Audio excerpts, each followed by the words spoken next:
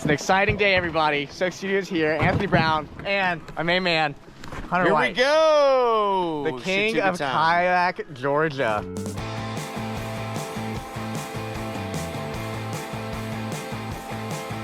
You ready to get some water time in? It's gonna be a good day getting some water time in with one of the coolest guys around. Yeah, I know, Anthony Davis Brown. Okay. Hey. Tell everybody, what got you started to make Kayak Georgia? All right, so there was a bunch of Facebook groups that had kayaking and all that good stuff that were, for lack of a better term, pretty much buying and selling after a while. Nobody was really getting together. Social media was the perfect outlet for people to get together and utilize it as a resource for real-time information, up-to-date river information, stuff like that, that really kind of helps people progress in the sport. As far as that goes, we were like, you know what, let's create one that doesn't focus on buying and selling, that focuses on the sharing the experience, sharing the information, the knowledge that you gain on the water. It was perfect because it was during COVID.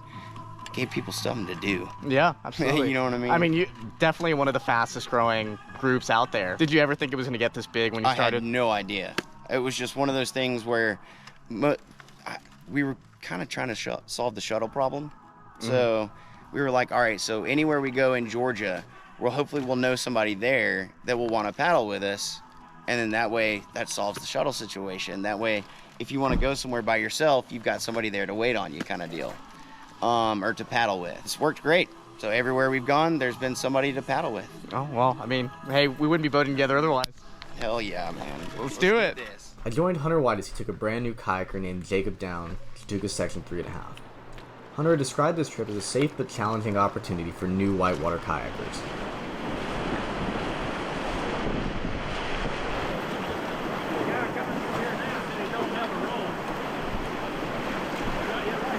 Swim to the eddy, swim to the eddy, swim to the eddy.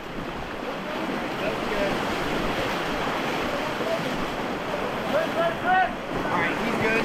Get moving. Hey, you want me to help you up there? I got you. Hang on. Let me get out. Since I've known Hunter, he's always taken an active part in growing and helping others in the community, especially those struggling while on the river.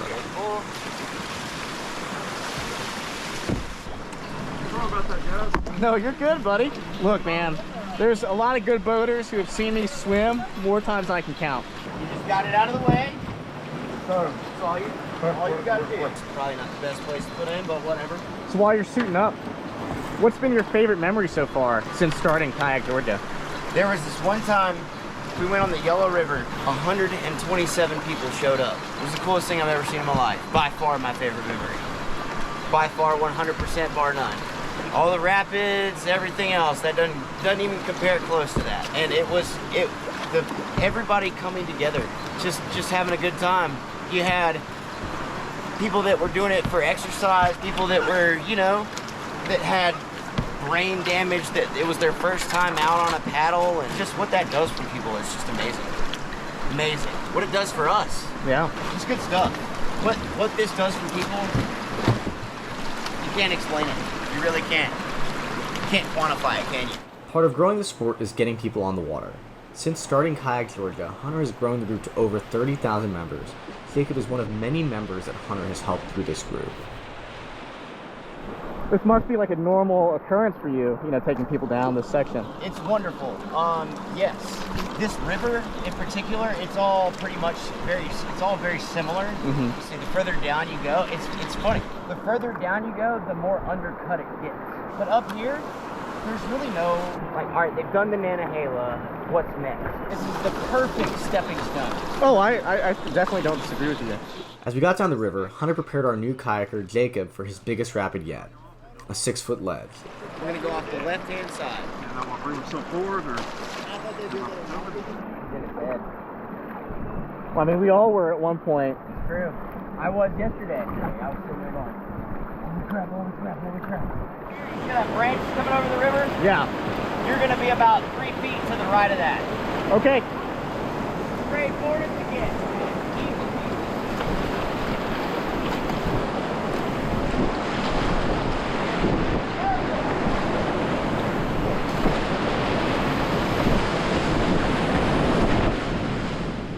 After running the rapid, I watched Hunter lead Jacob down. We were both excited to see him take on this challenge.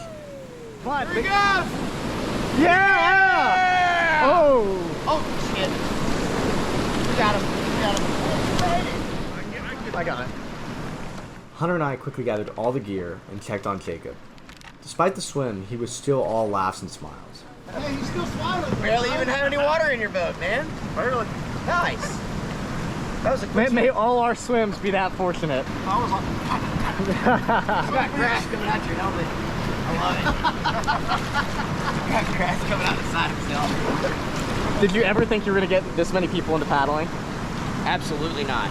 No. People see how much fun we have out here and how there's no pressure. If you swim, you swim. Yeah. I've done it. We'll do it again. Been there, done that. Yeah, absolutely. People see that and it resonates with them. So they go out there and they're like, okay, I can go out there and not be judged. How often do you think that you get people transitioning over from flat water to whitewater? It's honestly this year, because I was transitioning myself, so I've noticed it, I believe, more so than the other previous years. I feel like the Courtney Smiths, the Edsons, the Anthony Davis Browns, you know what I mean? They have really, this year, gone from that do I really want to do this seriously to the next step. Again, people are seeing that and seeing how much fun it is. And for lack of a better term, I feel like it's Six Flags without the lines, bro. I tell that to people. I'm like, it's Six Flags without the line. There's just a different kind of line now. Exactly, just a different kind of line.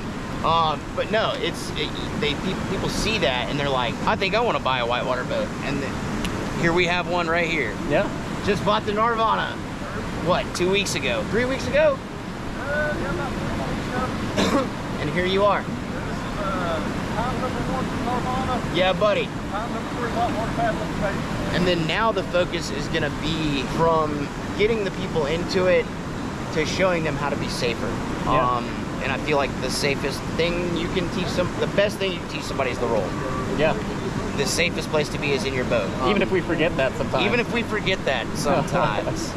But at the end of the day, if you learn how to roll, that's going to get you out of 90% of the trouble that you know how to get into. A lot of it's mental. You've really got to kind of have that adventurous personality.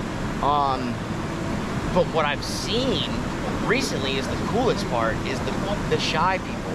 The ones that normally wouldn't, they're like, that's way out of my range. The 40 and 50-year-olds that are just now getting into it. The more you put into it, the more you're gonna get out. Absolutely. Any day of the week, any day of the week. I think most of my growth has been from being around people, you know, who are better than me, who are always willing to deal with my swims. Yep. Always willing to kind of give me another tip or two Yep. when I really needed it. I have to agree with that. And it's one of those things where it's not, you know, when you're not, come on, let's go.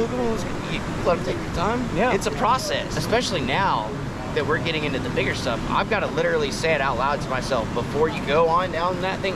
You've got this. Say it out loud to yourself. That way, it's in your head before you go down it. I've got this. And you do half the time. Half the time. For you, what was it like transitioning from flat water to whitewater? It was pretty easy for me. So I grew up paddling on the coast, on the ocean and all that good stuff. Mm-hmm. And to be honest with you, I took a whitewater boat out there recently, and it's very similar. Really? Very similar. Once I started taking the sit on top on the Nantahala,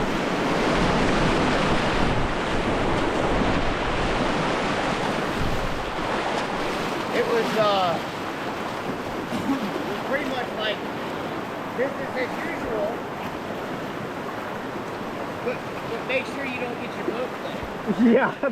So tell me what it was like for you to take a sit on top down the Nantahala.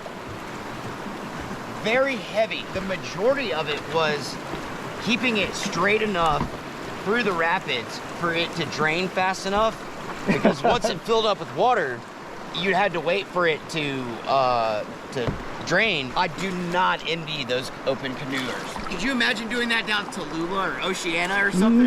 No way. No. The next rapid on the river is known to give new kayakers a hard time and cause a few swims. Jacob seemed to find his rhythm and crushed it. Yeah! Yeah, buddy. Yeah, that was great. That was great. You look good. Paddle in the water, man. You look good, man. Good job. Rough start, man, but good follow through. Nice. I feel like he's definitely getting a good rhythm now. How would you guys gauge paddling through fear versus I probably shouldn't be out here right now? I think sometimes it's just a different level of gut feeling. I think it's one thing when you're nervous, because like obviously it's normal to be nervous. You're like, oh, you know, like especially for a new run. Anytime I do a new run, I'm always nervous. For sure. But is there any like certain cutoff point? I think the first time I looked at crack was the one time I was like, I'm not like, all right, maybe not today. I think that's a good question. What about you? I feel like there is a cutoff where if I let the doubt in and say, man, am I good enough to be out there? I think let me go paddle one more time out somewhere else and remake that judgment call. Yeah, I mean, there's nothing wrong with taking a step back too, as far as paddling. I agree. I think, and stepping up shows you what you need to step back and work on. Yeah. Lately, I just want clean lines. Yeah. I could care less about learning tricks right now. I'm gonna get my clean lines first, and then the show is on. It's super important. You know what I mean? Yeah. But here's the dichotomy of that.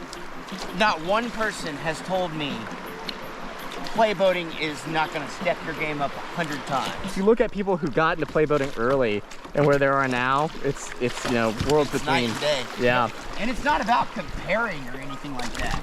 So many people getting into the sport compare themselves to the people who've done it for years and are like, why am I not that good yet? And I'm like, because we haven't paddled for years yet. Yeah, no. I mean, I'm guilty of that myself. I mean, I do it all the time. I do too. I'm so bad about it. I look at everybody and what they're boating, and I'm like, man, you know, I'm always measuring it to what they're doing, what I'm doing to what they're doing. One of the most incredible things in kayaking is to watch as new kayakers fall in love with whitewater and to feel the stoke for the first time.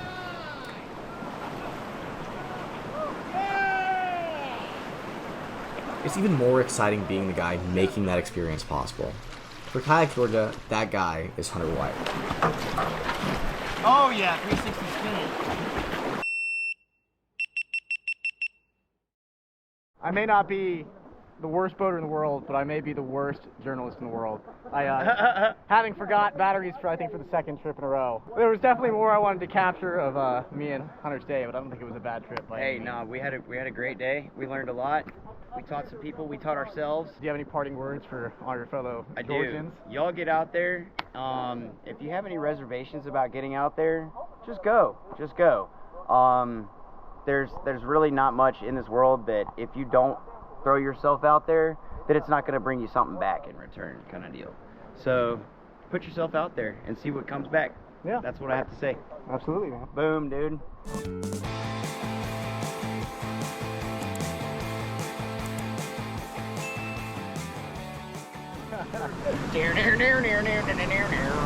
They did film Deliverance here.